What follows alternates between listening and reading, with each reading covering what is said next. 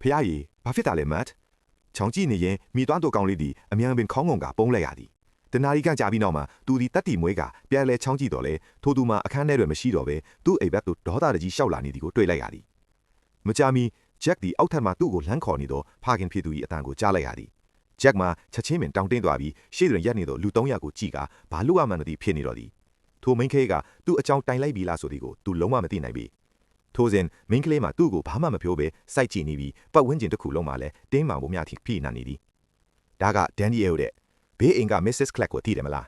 ဒန်နီယယ်ကသူ့ရဲ့တူမလေးထိုအခါမှဂျက်ဒီတပ်ဟင်းချနိုင်တော့သည်ထိုမိန်းကလေးကသူ့အကြောင်းကိုတိုင်မပြောခင်မှသိလိုက်ရသည်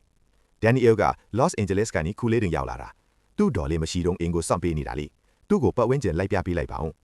သို့တော်သူတို့နှစ်ဦးအပြင်သို့ထွက်လာပြီးနောက်မိန်းကလေးသည်ကားကိုလမ်းဘေးသို့ရုတ်တရက်ထိုးရပ်လိုက်သည်ဂျက်ကိုချောင်းကြည့်ခဲ့သည့်အတွက်လက်စားချေသည့်အနေဖြင့်အဝတ်အစားများအားလုံးချွတ်ရန်ခိုင်းလေတော့သည်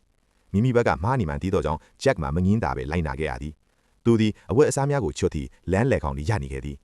သို့တော်ကျိုးတင်အကြောင်းကြားခြင်းမရှိဘဲမိန်းကလေးသည်ကားကိုဝုန်းကနေမောင်းထွက်သွားသည်ဂျက်၏ဘောင်းပီကိုပါယူသွားခဲ့သည်